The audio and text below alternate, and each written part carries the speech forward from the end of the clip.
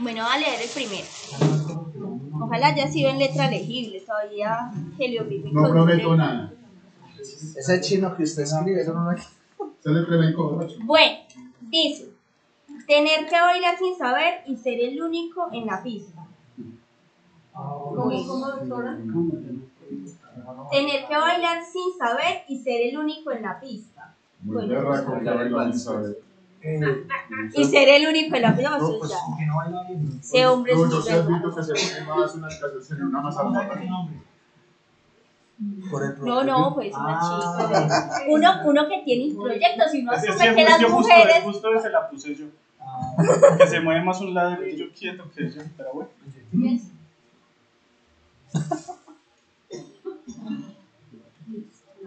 Bueno. Que conste el acto. El otro es negar que soy vulnerable. Voy a leer uno más. Pues ya léalos todos. No, Está no, muy no, interesante. toda la- Está interesante el tema. Ya los todos. Haber caído en una infidelidad. A mi pareja Y hasta ahora El que confieso. escribió eso, por Ah, favor.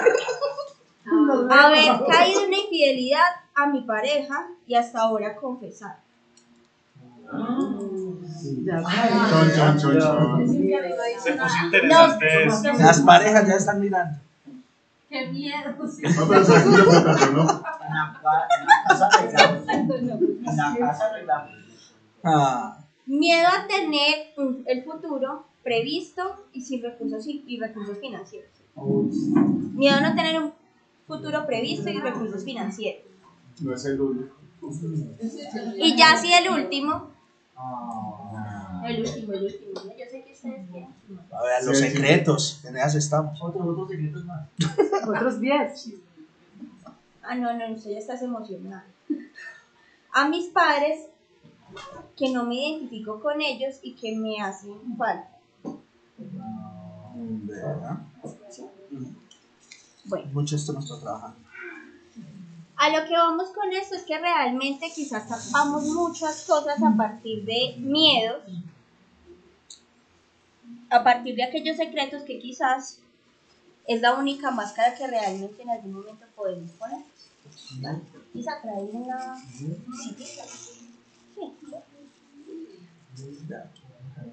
Bueno, como tal, como les decíamos, el tema son resistencias psíquicas. Quizás como decía el compañero, pues a muchos de ustedes ya les explicaron cuál es la teoría de las máscaras. ¿Quién de ustedes no se acuerda qué es la teoría de las máscaras o no sabe qué es la teoría de las máscaras? Por favor, alce la mano. Muchas gracias, Carlos. ¿Por qué se los planteo? Porque la idea de esto al fin y al cabo es que ustedes hagan memoria y que puedan afianzar conocimientos. Como les estaba diciendo Jesse, nuestras resistencias son máscaras, pero nosotros tenemos que aprender a definir cómo surgen las máscaras y qué es per se o en sí una máscara. Resulta que nosotros, yo les doy ejemplos con cosas coloquiales, listo, está bien, entonces no se extrañen. ¿Todos ustedes alguna vez en la vida han cogido un huevo Kinder? ¿Sí? ¿Huevo Kinder? ¿Sí? ¿No? ¿Quién no ha cogido un Kinder huevo? Un juguetico. Un Kinder Es un sorpresa. huevito de chocolate que tiene un muñeco adentro. El Kinder Con sorpresa. sorpresita. Kinder sorpresa. Ahora sí. Listo. Imagínense que nosotros como personas somos como un huevo Kinder. ¿Por qué la referencia a esto? Porque nosotros estamos divididos en una tríada. Nosotros somos aquello que mostramos hacia afuera, aquello que llevamos en el interior y una hermosa sorpresa que nadie conoce hasta que destapa el huevo. En la teoría de las máscaras tenemos como referente que esa sorpresa se conoce como un yo primordial o un yo primigenio. Yo primigenio que se construye cuando yo tengo más o menos unos 4 o 5 años. Porque hasta esa edad nos preguntaremos, porque es que un niño de 4 o 5 años no tiene necesidades hacia el mundo. El niño exige y el mundo suple. ¿Qué quiere decir en esto? Que el niño está en un factor protector constante que le ayuda a afianzar un rol de seguridad. Más o menos, ¿quién tiene hijos acá? ¿A qué edad entra un niño al jardín? Sí, a los 5. No estoy tan mal. 4 o 5 años. Dependiendo. Bueno, no. espere. Un promedio de 3. ¿De 3? Listo. De 3 a 5. ¿Va? El niño ingresa al jardín. El niño conoce casa como factor protector. ¿Sí? El niño asume que el lugar al que papá, mamá, abuelo, abuela, tío, tía, primo, prima me están llevando debe ser un factor igual de protector que el lugar que yo conozco. Pero pasa algo, que es que nadie está obligado a suplir una necesidad propia, y mucho menos el medio al que yo ingreso. Ahí el niño se encuentra con compañeros que quizás no tienen la misma crianza que él tiene. Resulta, lo voy a tratar como si yo tuviera hijos, resulta que mi hijo llega, yo lo dejo allá, y uno de sus compañeritos le dice tonto, y los otros compañeritos se ríen de él. Mi niño no sabe por qué le están diciendo tonto, porque yo jamás le dije. Pero él siente la burla y se siente mal. Mi niño en ese momento despierta una sensación que él desconoce. ¿Qué es? Exacto. Desconfianza y frustración. Y ante eso se despierta algo en él. Algo que él no entiende, pero que está. No. El ego. El ego en sí no es malo. El ego se vuelve malo cuando yo lo alimento tanto que lo desbordo. El ego es como si yo tuviera una chaqueta puesta en medio de un aguacero. El ego lo que hace es cubrirme del malestar que me genera el medio. ¿Qué pasa? Yo recojo a mi niño llega triste, llega frustrado, llega en malestar y me dice, papá, en el jardín me dijeron tonto. ¿Qué hace papá cuando a mi niño lo insultan? Cambia el rostro, ¿cierto? ¿Cómo? ¿Que le dijeron qué? El niño reconoce en el rostro del papá que tiene como defenderse ante eso. Yo no sé cómo reaccionarían ustedes, pues lo voy a tomar de una manera muy drástica. Me da el favor y le dice a ese culicagado cuando le diga tonto que él es un estúpido. Dice algo que venga y se lo diga a su papá. Pues yo no sé si eso pasa, pero en mi cabeza eso pasa. Está muy agresivo. Pues, o sea, por eso dije que lo voy a llevar mucho al borde.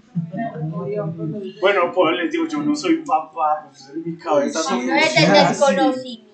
Sí, Es que no es lo mismo uno tratando de vivir. O sea, quizás cuando sea papá lo haga Es que- diferente. Pero en mi cabeza yo me fui hasta ese límite. Listo, el niño ya reconoció algo. Reconoció que en el rostro del papá hay seguridad, hay ira, hay algo que lo defiende de esa sensación. Y descubrió que puede verbalizar algo diferente para defenderse de lo que le están lanzando. Yo llevo al otro día a mi niño al jardín, a primaria o a donde sea que esté un niño de 5 años. Llega este niño, el otro, y le dice, llegó el tonto. Mi niño pone la misma cara que yo puse. Y le dice, pues mi papá dice que usted es un estúpido, un imbécil. ¿Y qué va a hacer? ¿Qué pasa en el otro niño? ¿Qué se despierta? ¿Qué es lo mismo? El ego. Porque el otro niño no estaba preparado para sentir el impacto del medio. ¿Qué fue lo que yo le acabé de enseñar a mi niño? A defenderse. Y defenderse implica que yo soy ¿qué? Una palabra con F. ¿Con qué? Con F, que comienza con F. ¿Cómo? Exacto. La primera máscara que yo me pongo ante el mundo es la fuerza. ¿Por qué? Porque el mundo me dice, si tú eres débil te van a comer vivo, ¿cierto? Ahora, ¿qué pasa? Esto es una construcción que, si ustedes se fijan, yo planteo para defenderme del espacio en el que estoy. Ahora, la máscara tiene una función particular aparte de defenderse. La máscara busca ser alimentada con aquello que yo lo nombro. Si mi máscara es fuerza, siempre se va a tener que alimentar de la fuerza. Cuando yo no logro... y a medida que se va alimentando, va fomentando algo en la parte de atrás. Todo objeto que se pone a la luz en contraposición genera una sombra, ¿cierto? Y la sombra es la contraposición directa de la máscara. Tenemos un yo primordial que ya tiene algo puesto adelante, una máscara, fuerza, que va generando a medida que se alimenta una sombra. Como la sombra es lo contrario y como es un lugar oscuro, es un lugar de negación. ¿Qué es lo contrario a la fuerza? ¿A quién de ustedes le gusta sentirse débil? ¿Sí ven lo afianzadas que nosotros tenemos esas máscaras desde chiquitos? ¿Cierto? ¿A quién le gusta sentirse débil? Entonces ahí pasa algo. Queda ese niño envuelto entre una máscara y un espacio oscuro que llamamos sombra. A medida que el niño se va enfrentando al espacio en el que se encuentra, un espacio hostil de por medio, va generando más máscaras, a los cuales se le van poniendo diferentes nombres. Extroversión, carisma, etcétera, etcétera. Por lo general, máscaras positivas. Pero entre más se afianza la máscara, más crece la sombra. Y la función de la sombra no es otra que latir, vibrar, con la función de tumbar la máscara. Ahora, llega un punto en el que yo ya no me tengo que defender del medio, porque por lo general yo ya estoy grandecito y soy capaz de defenderme. Y yo me quito las máscaras. Entonces, ¿qué función tiene una máscara de esas en este momento? Nada. Ya la función no es defender, es vender. Por eso es que yo vendo rasgos de personalidad. Por eso es que cuando uno va a una entrevista de trabajo, define quién eres. Todo lo bueno de este mundo. Porque esa es la máscara que me define ante el medio, ¿cierto? Llega un punto en el que son tantas máscaras y una sombra tan grande que cuando uno le preguntan quién eres, No, exacto, de las preguntas más difíciles de responder del ser humano, y porque uno no sabe si uno vive toda la vida con uno mismo, porque por eso se creó tantas máscaras. porque da vergüenza, porque hay máscaras, porque llega un punto en el que uno simplemente, Porque usted no sabe qué quiere escuchar esa persona. no, ni siquiera es por el otro, es porque ese yo primario está metido en una habitación oscura con paredes reforzadas.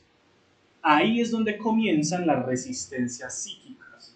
Ahí es donde comienzan estos mecanismos de defensa que yo termino posicionando en el medio para defenderme y que termino haciendo una defensa muchas veces fallida. Parte de los mecanismos de defensa, bueno, ¿cuántos de ustedes conocen regularmente las leyes de la evolución humana, ¿no? Se supone que la evolución de los seres humanos a partir de la especie. Ser el más fuerte, la ley del más apto, ¿cierto? Lo que pasa con estas máscaras que viene Eduardo se las estaba comentando es justamente el sobrevivir. Si ustedes estuvieran en un callejón oscuro, ¿cuál sería el primer pensamiento hacia ustedes? Si ustedes van por la calle y se apaga la luz, ¿cuál sería el primer pensamiento que llega a ustedes? Lo van a robar. Muchos entran en shock, se quedan quietos y no hacen nada. Otros, muchos, cogerán las llaves y las empuñarán. Eso es un mecanismo de defensa. Es que, si bien la máscara se basa en un tema psicológico, todos estamos en el mundo de alguna forma como en un tipo de competencia. Y lo que está afuera me puede amenazar. De hecho, en eso se basa también la medicina, las mismas vacunas, ¿no? ¿Qué hacen? A usted le inyectan un poquito del temor para que usted se defienda. Entonces, parte de lo que pasa con todo lo que van dando en el mundo es que usted se defienda del mismo. Por eso la máscara, que en algún momento es instaurada por la familia como ese primer núcleo socializador, empieza a crecer y digamos que parte de lo que dicen de que ya no soy capaz de interpretarme a mí mismo es porque realmente aquello de lo cual me estoy defendiendo con tanto esmero termino siendo yo. Así realmente la sombra hacia atrás realmente sea lo que realmente me hace daño, lo que realmente me lastima, pero pues yo tengo que defenderme del mundo, ¿sí? Entonces partimos de que los mecanismos de defensa son reacciones inconscientes que yo empiezo a tener en relación a la verdad, en relación a una realidad. Es que realmente opinar y decir sobre los demás es muy fácil. Decir sobre que Julanito es que no toma la decisión, debería dejar el trabajo. Mire, se va con un man que realmente la trata súper mal, no le gasta nada, la pone a ella a pagar todo. Y uno, muy desde lo individual, muy desde lo egocéntrico, critica al otro. Pero ¿qué está sufriendo realmente esta persona? ¿Sí? Recordemos que además esos mecanismos de defensa se desarrollan en la infancia porque un padre los instaura, pero también porque cuando somos infantes empezamos a vivir algo que son las heridas emocionales. Y las heridas emocionales son abandono, rechazo, humillación, traición, injusticia. Y pues a mí lo único que me queda es realmente tomar de ese dolor, ponerme la coraza y poder seguir adelante. Y el seguir adelante implica, obviamente, el defenderme del mundo, el defenderme de lo extraño, ¿sí? Vamos entonces con los mecanismos de defensa o las resistencias psíquicas. Entonces resulta que no es, o sea, ojalá fuera una, son muchas y muchas se presentan de diversas formas. Entonces vamos con las introyecciones. Las introyecciones son aquello que está afuera, en el medio sociocultural y que yo empiezo a ingresar a mí sin masticar. ¿Vale? Las introyecciones hacen parte como tal también de una forma de aprendizaje que tienen todos los seres humanos. Sin embargo, cuando yo tomo este tipo de introyectos, que son a nivel sociocultural, me lleva a mí a forjar realmente mi identidad. Entonces hay introyectos que son muy micro y hay introyectos que son muy macro. Les voy a poner un ejemplo muy claro y me disculpan los hombres. ¿Cuántas veces a los hombres les han dicho dime? ¿Vas a preguntar? Ah. ¿A cuántos de ustedes como hombres les han dicho que ustedes como hombres no deberían llorar? Y se le inculpa a uno mucho, papá. Que los niños no lloran y tal cosa, nada como. Y entonces como más lágrimas le iba saliendo la mano. Que llora de envidia. Y si sigue llorando, le doy algo para que realmente llore. Eso realmente, y digamos que en el discurso de muchos padres, ¿cierto? Está no desde la intencionalidad de hacer daño al niño. Realmente eso fue también como los criaron a ellos. Yo no creo que ningún padre realmente con la intencionalidad vaya y haga algo contra su hijo con la finalidad de causarle daño, sino que simplemente desde lo que tiene, las herramientas pocas o muchas que tenga, las va a utilizar. Entonces realmente le dicen que usted como hijo, como hombre, no puede llorar y que usted como mujer, pues usted tiene que tener muy claro su papel en el hogar, ¿cierto? Hace mucho tiempo yo hice un ejercicio de introyección con un grupo y había muchas mujeres. Y algo que me llamó mucho la atención es que una de ellas me dijo, sí, es que de hecho mi familia, mi madre, sabe que mi esposo me pega, pero ella me ha dicho que debo aguantar, que es que a la final es mi esposo. Eso es un introyecto. Realmente por género, por un tema cultural, nos han enseñado a muchas mujeres a aguantar maltrato, pero no es solamente hacia nosotros, realmente el machismo va también hacia los hombres. Por eso a ustedes se les exige no llorar, por eso a ustedes se les exige ser los proveedores, por eso a ustedes se les exige básicamente ser la roca. Y eso como tal en algún momento se convierte en esa primera máscara para poder seguirse posicionando desde la fuerza, desde la valentía, desde el proveedor que nunca va a faltar. Y terminan descuidando toda la sombra hacia atrás de ese niño herido que necesita en algún momento reconocimiento y sanación. Cuando estamos hablando entonces de la proyección, nos damos cuenta que es lo contrario a la introyección. Si en la introyección es comer entero, en la proyección es, perdona manada que lo voy a decir, todos son asquerosos, vomitarlo todo entero. ¿A qué hacemos referencia cuando hacemos cuando hablamos de la proyección, perdón? Que es similar a lo que estamos haciendo en este momento con el video BIM. La imagen que aparece ahí le pertenece al video BIM o al computador. El computador. Pero ¿quién la refleja? El computador. El video BIM, porque es lo que lanza la imagen.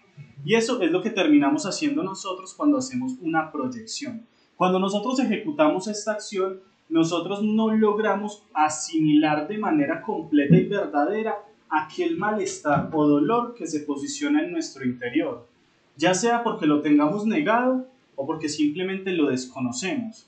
¿Qué sucede?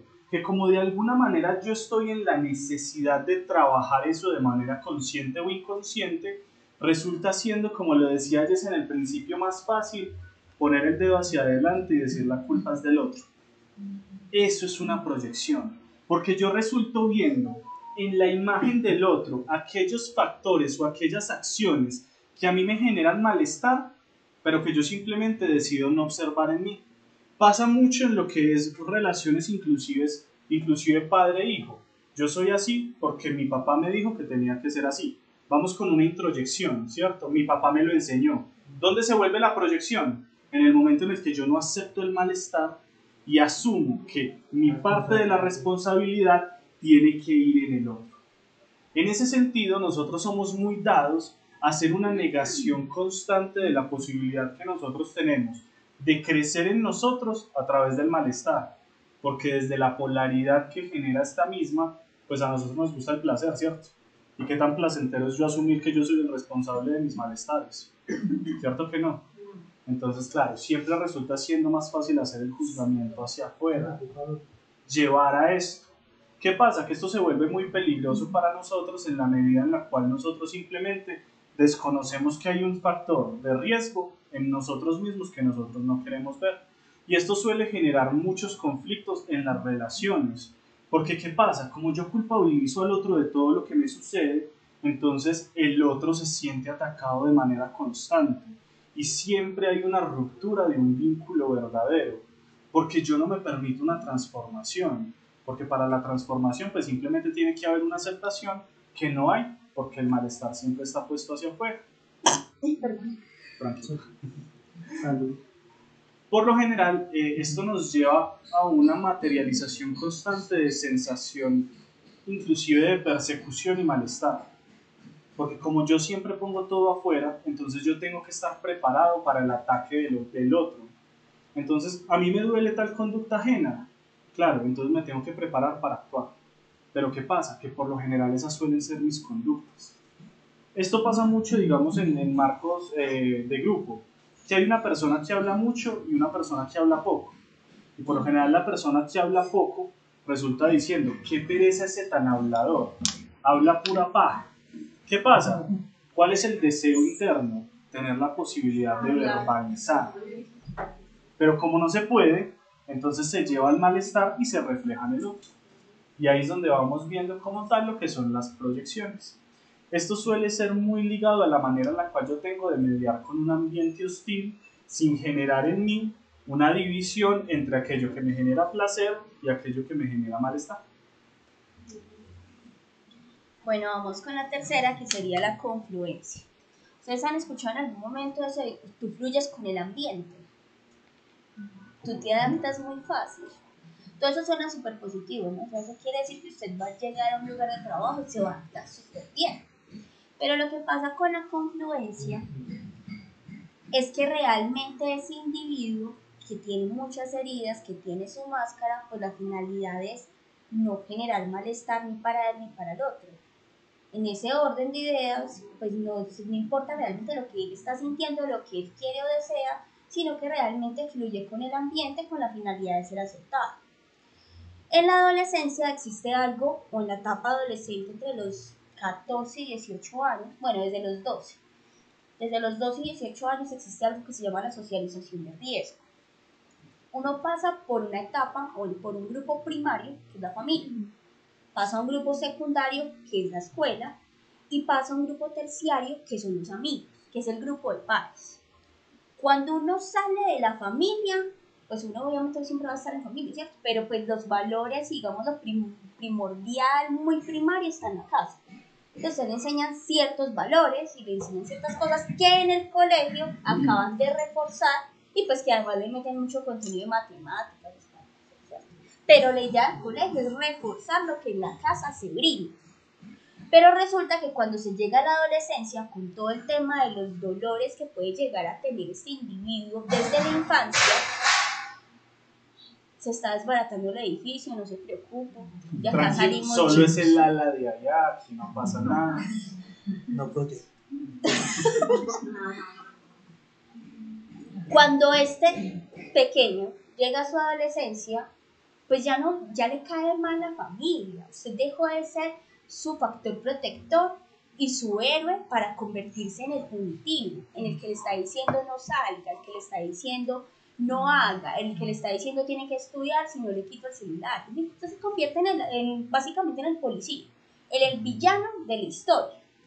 Y cuando usted se convierte en el villano de la historia, el niño tiene que ir a buscar con quién más sentirse relacionado y con quién sentirse en algún momento parte de algo. Por eso aparece la socialización de riesgo.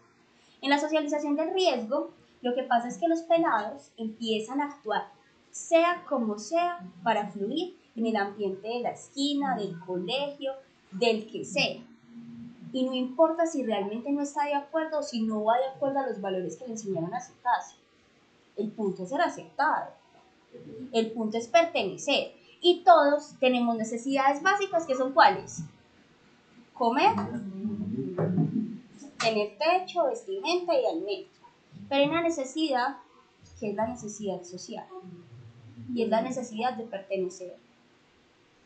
Todos pasamos por un proceso básicamente de individualización en relación a nuestra familia, a nuestra madre, que es básicamente como la figura primordial de esa crianza, sin decir pues que los padres no lo son, pero pues digamos que está atado por un tema simbólico de cordón umbilical. Y se asume que cuando usted va creciendo, usted corta ese vínculo, no porque lo niegue, sino porque ya se empieza a individualizar en sus gustos, en su identidad y en quién va a ser usted. Eso es en la adolescencia. Eso es en la adolescencia. Si eso de usted lo están, es mejor dicho, de la etapa más compleja. Y resulta que cuando empieza a darse eso, y este individuo empieza a reconocerse en su individualización ya completa, que va a ser en muchos años, va a sentir algo que es soledad.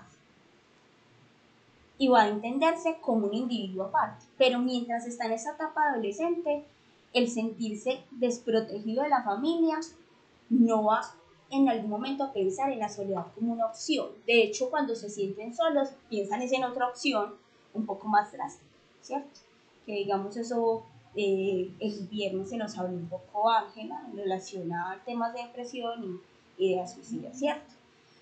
Pero cuando yo estoy en esa etapa de adolescencia, yo no busco estar solo, ¿no? Yo no busco ser solamente un individuo. Es más, yo todavía ni siquiera sé qué coño es un individuo cuando yo soy un adolescente. Yo solamente quiero ser con alguien más y que alguien me acepte. Entonces aparece el individuo de la esquina que le dice, ven que yo te acepto, ven que yo te voy a proteger, ven que no sé qué cosa, ven que si tú me hablas yo no te voy a reprochar, ven que yo no te voy a obligar a hacer algo, ven que yo no te voy a leccionar. Y ahí está la socialización de riesgo. Y ahí empieza todo un proceso de fluir con el ambiente por parte de ese adolescente, que se vuelve también en un fluir del ambiente de muchos adultos que cogen esto como mecanismo de defensa de su adolescencia y lo empiezan a implementar en toda su vida, adulta, laboral, académica. Y si entonces en la universidad fuman, yo fumo con ustedes. Y esa es la socialización de riesgo. A partir de las actividades sexuales, todos comenzaron vida sexual, yo no. Toca inmediatamente comenzar. Entonces es fluir con el ambiente y cómo realmente las necesidades de este individuo quedan totalmente anuladas. Porque lo que importa es pertenecer. Ser con el otro. Cuando comenzamos a hablar de la retroflexión, encontramos que hay ciertas particularidades en el reconocimiento del yo, en el reconocimiento del ser en relación al medio en el que la persona se encuentra. Aquí pasa algo y es que la persona comienza a tratarse así de la misma manera en la que le gustaría tratar al medio en el que se encuentra. Esto suena un poco ambiguo, ¿cierto? Pero ¿a qué me refiero con esto? Por lo general estamos encontrando personas que han sido vulneradas psíquicamente durante mucho tiempo. Estamos hablando de niños, adolescentes o inclusive adultos a los que toda la vida les han hecho bullying, a los que toda la vida los han maltratado, a los que toda la vida los han mandado a callar. ¿Qué pasa? Que como a la persona desde edades muy tempranas le quitan la posibilidad que tiene de soltar aquello que le genera un peso, que le genera una sobrecarga, y por ende la persona no tiene cómo afrontar de manera adecuada el medio en el que se encuentra, entonces comienza a hacerse a sí mismo aquello que quiere reflejar en las otras personas o en el medio.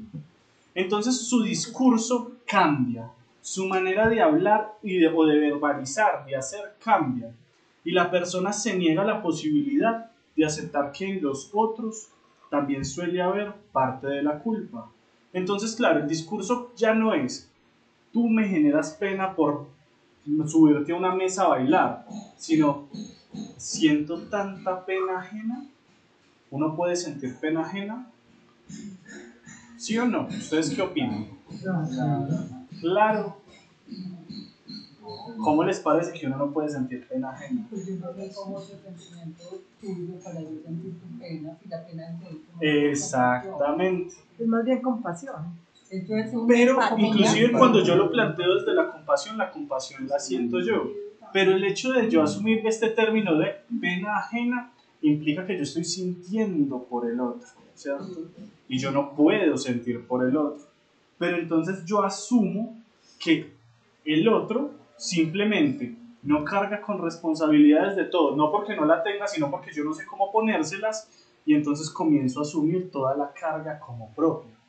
¿Qué pasa? Que cuando se queda solamente en la verbalización inclusive no suele haber tanto inconveniente, pero por lo general cuando hay retroflexión, la verbalización suele ir acompañada de acciones. Aquí es donde nosotros comenzamos a ver temas como el cutting. ¿Todos saben qué es el cutting? Cortarse. Exacto. El cutting es generar cortadas o lesiones en la piel. ¿Qué pasa? Muchas veces se dan los adolescentes en la verbalización del adolescente que como no puede hacerle algún tipo de daño a papá y a mamá porque ellos no tienen la culpa, pero necesitan sentir algo para sacar, entonces lo hacen en su propia piel. Muchas veces se da, inclusive, que la persona se agrede a sí misma, ya no sea cortándose, pero quizás dándose golpes contra la pared, lanzándose de algún lado, porque el ambiente de ellos suele ser hostil, pero ellos no tienen voz ellos no tienen palabra ni relevancia. Entonces necesitan hacerse sentir de alguna manera. Y como yo no puedo agredir a una figura de autoridad porque es mi figura de autoridad, pero necesito hacerlo, entonces lo hago conmigo, genero la sensación de malestar, la otra persona se mueve y yo algo solté. Yo solté algo en el otro sin influir en el otro. Entonces aquí hay, pues esto suele ser muy preocupante porque por lo general aquí se da la mayoría de problemas de eventos autolíticos, de lesiones en las personas. Entonces cuando se da esto es muy importante que si yo lo reconozco, darle al otro la posibilidad de que vaya soltando cargas, de que vaya asumiendo que hay otra manera de actuar, que no siempre tiene que hacerse cargo de todo como si fuera una viga que no se mueve, sino que suelen haber responsabilidades compartidas con el entorno que tienen y necesitan ser compartidas con él mismo. O sea, eso al ser una reacción natural que tú expresabas, de cierta manera yo siento ¿cómo se dice? Esa frustración de querer golpear a una persona de autoridad, pues uno no lo puede hacer. Pero entonces yo pienso que terapéuticamente uno podría pues tener un objeto para poder desaforar esas Desahogas. Pues bien, por ejemplo, lo digo por cuenta propia. Pues mi mamá me dice, porque yo no tengo memoria de eso, que cuando yo era chiquito yo era muy irascible. Y ella me daba una almohada para que yo le gritara y le pegara. Pues con la almohada yo aprendí. ¿Qué pasa? Que es que en esta figura de la retroflexión pasa algo, y es que lo voy a tomar desde el adolescente, porque hay que tener presente. El niño hasta los 12 años ve a través del amor, el adolescente hasta los 18 años ve a través de la ira. Entonces para el adolescente todo es malo.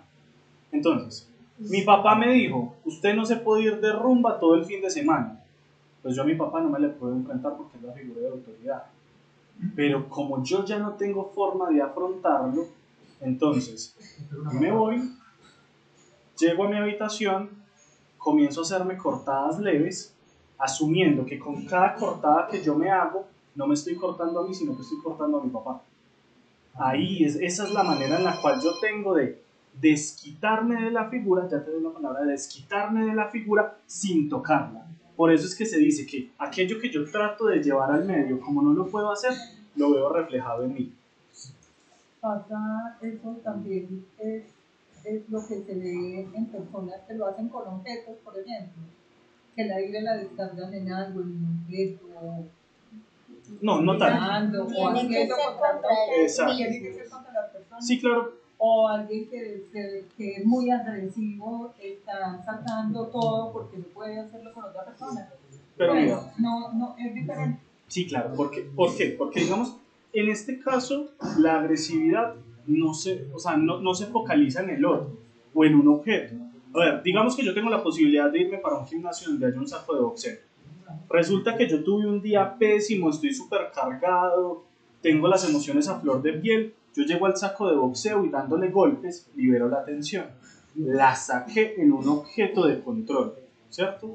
Ahí hay algo que yo pongo en el medio. Pero resulta que en este caso yo no lo puedo poner en el medio en el que está, porque yo no tengo la posibilidad de agredir ese medio.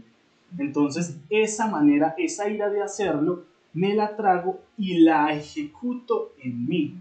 Entonces, claro, yo no voy a un gimnasio a darle un saco de boxeo, me doy de cabezazos contra la pared, porque dándole cabezazos a la pared estoy golpeando a la profesora que en el colegio me puso un 0.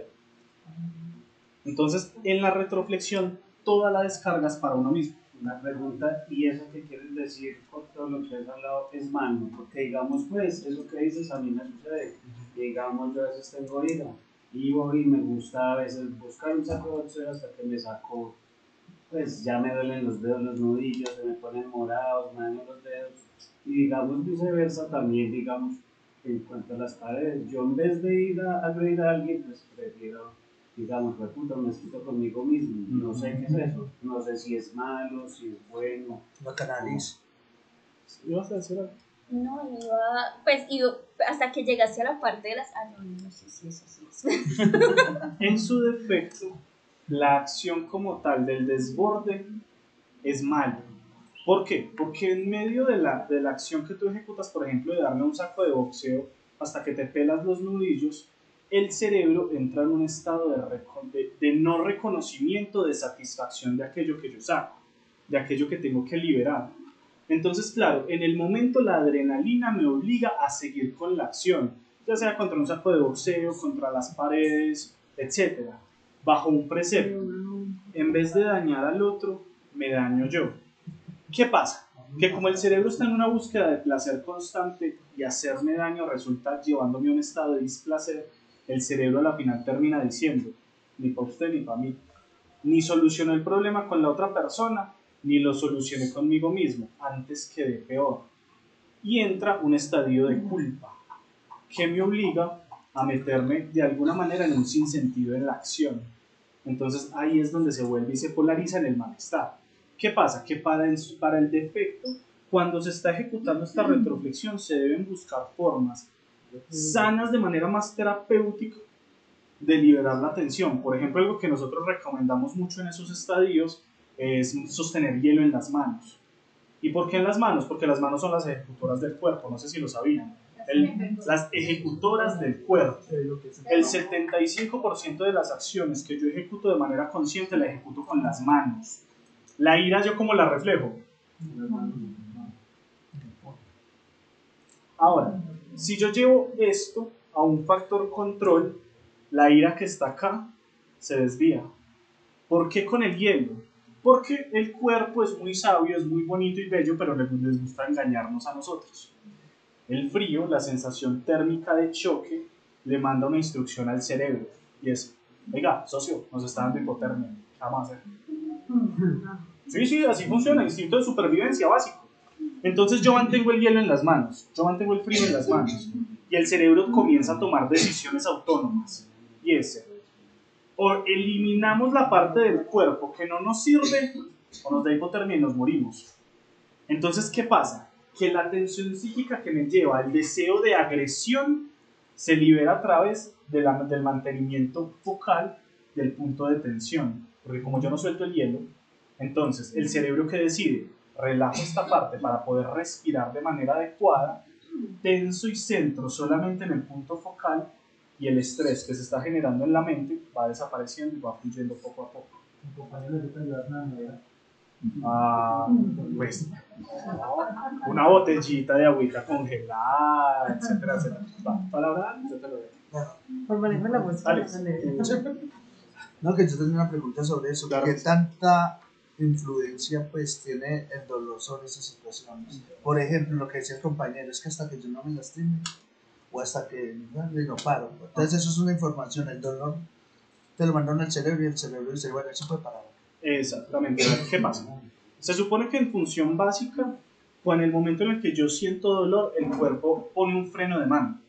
¿Por qué? Porque es un estímulo negativo. Pero es que ya hay una finalidad, ya hay un objetivo. Me hago daño yo para no hacerle daño a un otro. Entonces la sensación de dolor primaria del golpe genera en un principio, solo en un primer momento, un estadio de placer, porque es la liberación de la tensión. Cuando esa liberación de tensión comienza a transgredir el marco físico, ese placer se vuelve displacer. Ahí es el momento en el que yo paro. ¿Por qué? Porque yo reconozco que entre más continúe, menos suelto con el medio y más me cargo yo. Pero el primer momento, el primer acto siempre va a ser un acto placentero porque es el momento en el que yo tengo de hacer. El problema es, como les digo, el desborde, cuando yo continúo. Porque ya cuando hay dolor, el cuerpo inmediatamente pone el freno de mano. Porque es que, por ejemplo, en tu caso es con revisión, pero por ejemplo, cuando la gente se corta, yo desde la primera cortada siento dolor. No necesariamente. Porque yo tengo un objetivo, lo que te digo. Si mi objetivo es herir a mi papá, entonces este corte no es mío. Y como no es mío, yo no lo siento. ¿Sí? ¿Sí? Porque el cerebro bloquea. Recuerden. Se corta, Pero es que siente eso la no es rotura. más como adrenalina. No le llega como una adrenalina. La adrenalina hace uno seguir y llega a darse uno los dedos. No necesariamente lo obliga a seguir porque la adrenalina o bloquea o continúa. ¿Cierto? Pero ¿qué pasa? Que es la finalidad. Tengamos presente que nosotros tenemos en nuestro bello y hermoso cerebro dos partecitas muy lindas que son la amígdala y el hipocampo. La amígdala es memoria de situación, el hipocampo memoria de espacio. Pero como la amígdala no reconoce cuál es el estímulo objetivo y cuál es un estímulo subjetivo, entonces para la amígdala es placentero que yo me corte porque estoy cortando a mi papá. Entonces genera una sensación de continuidad hasta que yo ya llego a un punto en el que yo no tengo por qué cortarme y me doy cuenta que me estoy cortando a mí y me detengo. Por acá hay una pregunta. ¿Sí? O sea, que la retroflexión tiene que ver es con autoagresión. No si esa ira se libera dañando cosas de la otra persona, no. No, porque mira que siempre hay un estado autolítico. Siempre es la búsqueda de hacerme daño, asumiendo que con eso estoy haciendo daño en el afuera. Como tampoco el que se desborda con agresividad hacia alguien porque simplemente se desborda. No, porque hay un desborde, pero ahí yo tengo la posibilidad de darle nombre e intención a la persona con la que yo me desbordo. O sea, Alex, te puedo utilizar de ejemplo. Digamos que Alex está acá, tiene un café acá y por alguna razón hizo un movimiento y botó el café en el computador. El computador se dañó y adivinen, como yo soy el encargado, ¿a quién le toca pagar ni yo ni bola para esto? Eso me genera una sensación de malestar y yo voy y le digo, si ve pedazo de pa. Nombre y objetivo. Focalicé la ira, la liberé. Yo no me hice nada. Pero aquí, en yo digo, tranquilo, no pasa nada, no te preocupes. Yo miro cómo hago. Y luego me voy para mi consultorio donde nadie me ve y comienzo a pegarme contra la pared, asumiendo que le estoy dando los cabezazos a él. Y que con cada golpe que yo le doy a la pared, lo estoy lastimando. Entonces ahí es donde sea, por eso siempre es algo autónomo. Eso no se cuando la gente come las uñas hasta. No, por lo general cuando se comen las uñas es un estado ansioso, pero no para liberar agresión. Bueno. Ahora, cuando hablamos del egotismo, hay que tener presente lo que yo les explicaba ahora en un principio. El ego en sí no es malo, el ego es neutro. El problema comienza a suscitarse en la manera en la cual yo me tengo que defender del medio, de la manera en la cual sea necesario. ¿Qué sucede? Que el ego se puede alimentar de muchas maneras. El ego se alimenta desde el lado positivo o desde el lado negativo. Eso genera algo que se llama una escisión o una división del yo. Pasa mucho que como papás, yo no quiero que mi hijo sufra lo que yo sufrí, ¿cierto? Entonces, yo a mi hijo termino alabándole todo lo que hace. Hizo un dibujo. ¡Qué bien, papi! Está hermoso, espectacular. Rompió un jarrón. Papi, tranquilo, no te preocupes. Eso se resuelve. Quebró el vidrio de la vecina. Fresco, mijo, no te preocupes, no pasa nada. Tú estabas jugando. Entonces, esos son... Por favor, nadie diga esto por fuera de acá. Eso se llaman refuerzos positivos, ¿cierto? Porque yo estoy reforzando una conducta transgresora a través del no querer hacerle daño. ¿Qué pasa? Que el niño va asumiendo desde esa positividad la imposición de que puede hacer cualquier cosa sin llegar a tener consecuencias. Y en el momento en el que se le afronta desde la consecuencia, simplemente genera una idea fantasiosa e irreducible en la cual no hay culpabilidad del acto y por ende no hay posibilidad de hacerse responsable. ¿Cierto? Ahí es donde nosotros hablamos de que no hay mecanismos de afrontamiento. ¿Por qué? Porque muchas veces nosotros se los quitamos a nuestros niños. Desde la parte negativa, sucede que cuando yo estoy en un espacio muy hostil, yo tengo que defenderme del espacio en el que estoy. Y yo no me puedo defender desde el displacer. Yo me tengo que defender desde un estadio placentero. Y yo comienzo a inventar historias, a generar ideas fantasiosas para poder suplir la necesidad. Pasa mucho en niños y adolescentes, como les decía ayer, desde la socialización de riesgo, que en el punto en el que yo tengo que encajar con otras personas, pues yo no puedo encajar con alguien si yo no tengo algo que ofrecerle. Entonces, desde la adolescencia se da mucho que el niño suele inventar ideas. Entonces, mi papá es el gerente de tal sitio y nosotros tenemos 16 taxis y vivimos en un penthouse y yo tengo esto y lo otro. A medida que el niño va generando estas ideas fantasiosas y va observando cómo el medio reacciona a ellas, ¿el niño qué hace? Mantiene la idea. Se vuelve una idea irreductible, una fantasía del yo. El niño no va a querer bajarse de ahí. Ese es su lugar de placer, ese es su lugar de confort. Entonces, ¿qué pasa? Que genera un choque entre el medio y el yo. En ese sentido, cuando la persona se tiene que defender, como ya generó una idea irreductible, entonces no existe poder humano que lo baje de ahí, porque en el momento en el que la persona se reconoce desde la realidad, entra en un estado constante de sufrimiento. Y recordemos, la persona está evitando el displacer, la persona está evitando el sufrimiento. Entonces, ¿cómo se va a habitar a sí mismo en un estadio en el cual no tiene nada? ¿Y qué va a pasar con el marco social que lo mantiene en esa idea cuando descubran que en realidad no tiene aquello que tiene? Usted es una persona muy vulnerable.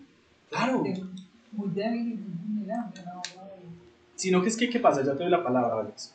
Sucede que es que cuando yo me reconozco a través de los ojos del otro, yo no quiero o no tengo la posibilidad verdadera de reconocerme desde los míos. Entonces yo tengo que mantener la idea. Claro, pero es que todos nosotros somos vulnerables en algún factor. Es más, yo asumo que muchos de ustedes se habrán visto reflejados en muchos mecanismos de defensa hasta ahora.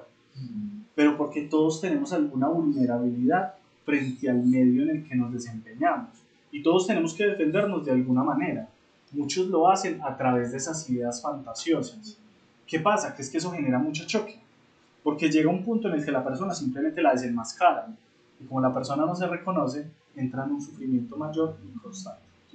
¿Nos queda claro este? Sí. Alex, ¿sí vas a decir? Sí, que por ejemplo cuando ya crecen son los que parecen que son intolerantes a la frustración o al rechazo. Exactamente. Un pensamiento muy narcisista, de hecho. Bueno, vamos con la proflexión. La proflexión es una combinación entre la proyección y la retroflexión. Recuerden que la retroflexión era hacerse daño a sí mismo con la finalidad de castigar el medio afuera. Y la proyección es lo que yo pongo mío afuera, no haciéndome cargo de lo que es mío. Lo que pasa con este tipo de mecanismo de defensa es que todas las anteriores, hasta la retroflexión, son como los que más se ven. Pero enseñar simplemente los que más se ven, pues o sea, me deja un gran vacío en relación a los demás, ¿cierto? Entonces el egotismo es aquellos de los cuales se ven, pero pocas veces se habla. La proflexión habla de este tipo de mecanismo que combina ambas, la retroflexión y la proyección, para yo poder manipular un poco lo que está afuera a mi conveniencia. En la retroflexión yo me hago daño, pero en esta lo que yo hago es dar al otro para que el otro, en un proceso de retroflexión hacia mí, yo proyecte en el otro lo que yo quiero que me dé. ¿sí? Entonces es un mecanismo bastante manipulador en relación a mi máscara para que el otro me dé lo que yo quiero, ¿correcto? Esto se ve mucho en relación a padres e hijos, sobre todo de hijos hacia sus padres, en relación a movilizar desde la culpa, ¿sí? Yo proyecto lo que es realmente mi pesar y mi dolor con la finalidad de obtener una ganancia en relación hacia mí, ¿sí? Puede también darse en relaciones de pareja. Miren, todos estos mecanismos de defensa y estos tipos de resistencias psíquicas realmente las vivimos todos nosotros diariamente, no solamente con los pelados, con nosotros mismos. Lo que dice Eduardo es verdad. ¿Cuántos de nosotros realmente no nos hemos visto reflejados en esto? ¿Cuántos de nosotros no proyectamos en los demás cosas que son mías, pero que me da dificultad realmente aceptar que son mías y hacerme cargo de ellas? ¿Sí? Puede que muchos de ustedes en algún momento no lleguen a hacerse daño, cortándose, de pronto lastimándose contra las paredes, en fin. Pero este tipo de mecanismo de defensa es la forma en la cual yo movilizo lo que está afuera para que yo pueda obtener lo que yo realmente quiero. Y realmente pues yo podría hacerlo desde una parte muy amorosa, pero es más fácil movilizar desde el dolor y desde la culpa, porque de hecho hay más ganancia en ello, ¿sí? Por eso es este tipo de mecanismo de defensa que me lleva realmente a inclusive desdibujar cuál es mi límite. Y aquí pasa algo que esto es tan sutil que por lo general suele ser enmascarado en palabras de ternura. ¿A qué me refiero con esto? Digamos, por ejemplo, llega el niño, están pasando por algún lado y el niño es, ¡ay, tengo tanto calor! ¡Qué rico fuera un helado! Pero como vamos para la casa, seguimos derecho. Claro, ¿qué queda en la mente del papá? Venga, si es verdad, nos está haciendo como calor, ¿cierto? No, papi, vamos y nos compramos un heladito. En una relación de pareja, cuando alguno de los dos, a través de juegos de cariño, como lo dice Jessie, del amor, desde esa ternura, lanza algo como, ay, qué rico fuera ir a tal parte, pero no, yo sé que ahora no se puede, ¿no? Luego miramos. Eso ya genera culpa, ¿cierto? Eso ya mueve al otro. ¿Para qué? Para el que escucha, porque es que el que lo está diciendo lanza una sensación de deseo. Ajá. Entonces, claro, la persona que lo recibe queda como, puta, venga, pero... Me dejó pintado. Sí, exacto. Entonces, ¿sí ven cómo esto se enmascara con tanta sutileza? Porque, claro, genera esa sensación de culpa y de malestar a través de juegos muy cariñosos. Ajá. Es que es cierto, de verdad, no hay con pintadito. Sí, cierto. Ustedes se imaginan lo que fuera en esta hora un pintadito con buñuelo para todos. Eso es cierto. O sea, si otros años se juntan, ¿no? Eso es muy duro. No siento culpable. Pues no les da pesar. Cuando hablamos de la deflexión, estamos hablando de un mecanismo de defensa que nos ayuda de alguna manera a desestabilizar o a desvitalizar aquello que sucede en el medio para yo no sentir que estoy siendo vulnerado por el mismo. Aquí pasa mucho, digamos en este caso en la parte deflexiva no sucede tanto en los niños sino en los adolescentes, en una adolescencia media o en la adultez que se afianza. ¿Qué pasa? Por lo general, cuando existe este tipo de acto, este mecanismo deflexivo suele darse en una vinculación o en una relación afectiva que vaya más allá de un simple concepto de, mira, si somos amigos salimos una vez al mes. Porque aquí hay una sensación de que la persona va a ser usada. Entonces, ¿qué hace la persona desde la deflexión? La persona recibe cariño, recibe amor, recibe validación, pero inmediatamente genera un corte, pone una barrera. ¿Por qué? Porque al momento de asumir que va a recibir esa validación, le va a dar, se asume que le va a dar control al otro de las acciones que la persona ejecuta. Entonces, en la deflexión, la persona que vivencia esto, prefiere aislarse que tener la posibilidad de permanecer para no ser utilizado y posteriormente desechado. Por eso se dice que se desvitaliza, porque la otra persona siempre, la otredad siempre trata de entrar, siempre trata de llegar, pero como yo tengo un miedo al uso, entonces simplemente genero la barrera, hago un corte y alejo. Yo no puedo estar ahí, ¿qué tal? Si yo me quedo ahí, me van a utilizar, si me quedo ahí, me van a dañar. Entonces esto hace que las relaciones siempre sean relaciones muy frágiles o que sean típicas personas que están cambiando de relación, como cambiándose de ropa interior, ¿cierto? Hoy está con una, luego está con otra, luego está con otra, porque en el momento en el que se permiten sentir algo, van a ser utilizadas.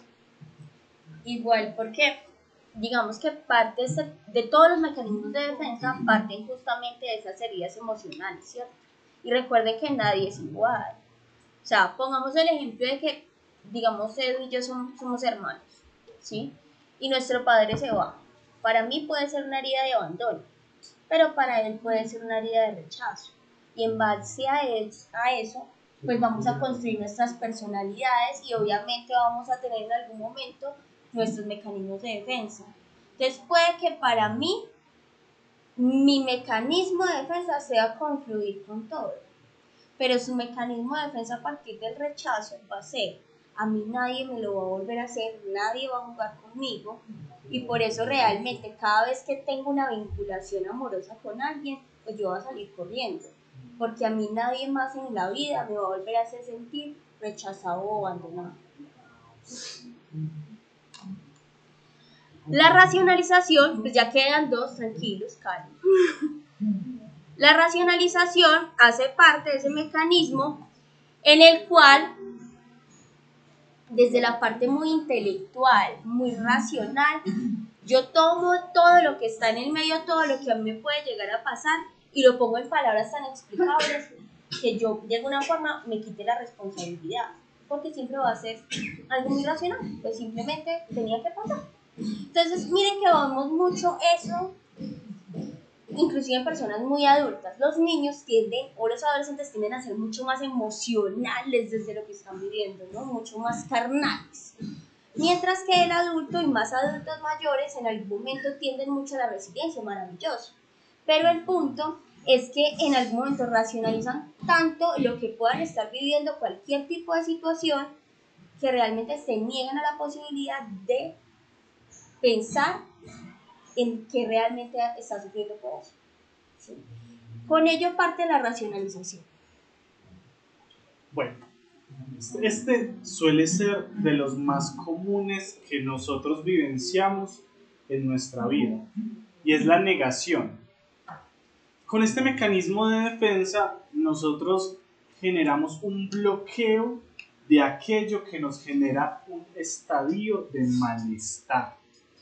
Esto suena muy chiste, muy a novela, pero eso no me pasa a mí, eso le pasa a otros. Yo estar mal, jamás. ¿Cómo estás? Bien, perfecto, magnífico, espectacular, épico, regio, empoderado de mí mismo, excelente. Ven, ¿y qué fluye mal en tu vida? En mi vida nada, porque habría de estar mal. Si hasta lo que está mal se agradece. Ese es el estadio de negación. ¿Qué pasa? Que yo no me permito a mí reconocer cualquier factor que me haga daño, porque en el reconocimiento de ese factor displacentero me tengo que ver obligado a hacerme cargo de él, y yo no me quiero hacer cargo. Entonces, como no me quiero hacer cargo, simplemente lo echo a un ladito y asumo que no está. Típica frase: si no lo veo no existe, ¿cierto? ¿Y a cuántos no nos ha pasado eso? De que hacen como si no existiera. En tecnicidad. Cuando nosotros lo llevamos a una parte muy psíquica, esto se da por lo general cuando nosotros estamos iniciando un proceso terapéutico. ¿Por qué? Porque en medio de la construcción que nosotros tenemos también se da en el duelo. A nosotros socialmente nos enseñan una frase que nosotros no conocemos, y es positivismo tóxico. ¿Qué es el positivismo tóxico? Siga adelante, que hay gente que vive cosas peores que usted. Hágale que usted siempre va a encontrar algo mejor. Fresco, no se preocupe, el que persevera alcanza. Usted sigue intentando que en algún momento esa cosa salga. ¿Para qué se va a sentir mal cuando todo está tan bien? Eso no es lo que nos enseñan a nosotros a todos. Yo estuve peor. Cuando a nosotros nos enseñan eso, nosotros lo que hacemos es una polarización del mundo emocional entre negros y blancos. ¿Qué les explicaba hace un momentico? Los niños ven a través de ¿qué? Del No, amor. Del amor, a través del amor. Y si el niño ve a través del amor, el adolescente ve a través de... Listo. ¿Cómo ven el mundo ustedes? Las dos cosas. ¿Sí? ¿A través del amor o de la ira? Claro. Después de la Pues la verdad, De la justicia y la ira. Yo creo que es de la frustración, del La miedo. frustración va ligada a la ira en este caso. Ah, pero- ¿El qué? No, va ligada. La frustración va ligada a la ira en este caso. La verdad es que yo no sé, yo no sé nada. Ahora, ¿qué pasa? Cuando yo me observo desde la negación, vuelvo y polarizo la manera en la cual yo observo al mundo. ¿De qué manera? O me llevo a observar como un niño, en la que mi mundo está en color de rosa, que nada se mueve, o me llevo a observar desde la perspectiva de un adolescente, en la que estoy nadando en basura, pero pues como ya me acostumbré, entonces tampoco nada se mueve. La negación siempre nos va a obligar a nosotros a un acto confrontativo, pero es que ninguno de nosotros sabe confrontarse. ¿Por qué? Porque aparte de eso, esto surge y después de que esto surge, suelen surgir las proyecciones. Porque entonces cuando a mí me hacen ver que hay un algo, yo bloqueo ese algo y lo posiciono en el afuera. Eso es lo que hace que se vuelva más peligroso este tipo de mecanismo de defensa. O sea, que esas dos van de la mano. Yo creo que entre todas van ligadas. Yo creo que todos utilizamos un poquito de todas. Y cuando hablamos de la negación, justamente yo niego aquello que está mal conmigo o que puede estar surgiendo de una mala forma en mi vida. Y es más fácil ponerme, soy la culpable. Es que usted no quiso trabajar conmigo. O es que usted a la final, si yo soy lo que soy, es porque usted me crió así. Esta última imagen yo se las puse porque yo sé que muchos de ustedes son padres de adolescentes o adultos o vienen a acompañar a alguien. Y es necesario comprender realmente qué es lo que se hace acá y que realmente comprende este tratamiento. Porque no se trata en algún momento de un proceso de desintoxicación. Se trata en algún momento, y lo dice el proceso, de ser un ser libre, autónomo y autorresponsable, y de hecho las siglas del programa es Salud Mental y Adicciones hacia la Transformación Humana, ¿sí? Que es el programa SMART. Les traje la imagen y la idea es que les voy a dar es un medio sondeo para que salgamos tranquilos, porque ustedes quizás sus hijos llevan un mes,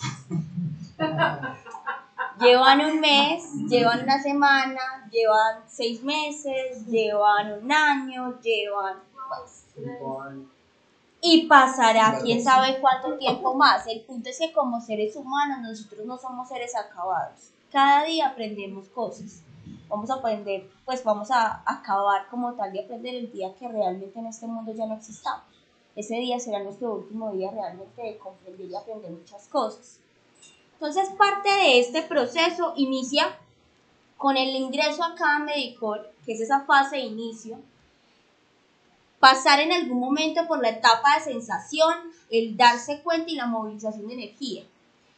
Yo inicio, pero muchos de los adolescentes vienen porque los papás los traen. E inclusive muchos de los adultos vienen porque la mujer, el papá, el hermano le dijo, venga, usted necesita ayuda, vaya, mire, tal, yo se lo pago. Pues no hay una verbalización de usted tiene que ir, pero sí hay un apoyo que me lleva a mí en algún momento desde lo moral a tener que asistir. Entonces cuando yo parto de allí, ahí hay un inicio, listo. Pero la sensación implica un qué, implica sentir el malestar, implica sentir realmente que algo no está bien. O sea que es normal que el adolescente diga que odia venir acá. Sí. Porque es que usted póngase en los zapatos de un pelado de 14, 15 años. Usted venir 3 veces a la semana a sentarse, no les gusta el colegio que están con los amigos. Y sí, enseñan materias, pero el punto es que está con los amigos. Y en medio del colegio no están mal, pues bacán, pues el colegio no es tan maluco, usted la pasa muy mal en el colegio pues es chévere. Pero venir acá, además, porque miren que algunos vienen por asuntos de salud mental, otros vienen por adicción. Y ya en sí, y eso es lo que, digamos, yo intento enfatizar mucho en ellos, acá no se viene solamente por un consumo. Porque cuando parten de allí, usted ya se está poniendo realmente la etiqueta. Y entienda una cosa, usted si consumió o si tiene en algún momento una adicción a lo que sea, porque usted puede ser inclusive adicto a acumular cosas, es simplemente un síntoma de algo más allá. Entonces lo que yo paso es una iniciación, paso por la sensación de que algo realmente no está del todo bien, me doy cuenta de por qué tengo el malestar, llego a la movilización de energía, que es empezar a tomar decisiones sobre aquello que me doy cuenta de esa sensación, y cuando llega la parte de acción es ahí donde más se queda. Yo entiendo que como adolescentes muchos de sus hijos les dicen, no, yo no quiero ir por allá, no sé qué cosa. Después de un tiempo, ¿cuánto tiempo? No sé, o sea, eso es muy relativo a cada quien. Pero muchos de los adolescentes realmente terminan esto cogiéndolo como realmente una forma de hogar. ¿Sí? Termina sintiéndose realmente como el espacio en el cual pueden expresarse. Porque al principio va a ser totalmente brusco el hecho de entrar a un programa como estos para ser señalado por un problema. ¿Sí? Cuando este empieza a entrar en confort es cuando empieza a darse cuenta de algo más allá. Cuando empieza como tal a movilizarse. Pero muchos se quedan en la movilización de energía porque es que usted puede saber que hay algo más. Usted puede saber que debería dejar al amigo, dejar a la novia, alejarse de X cosas, bueno, en fin. Pero tomar la decisión y realmente hacerlo, eso es otra cosa. Por eso muchos dentro de la movilización de energía y la acción se quedan muchos meses.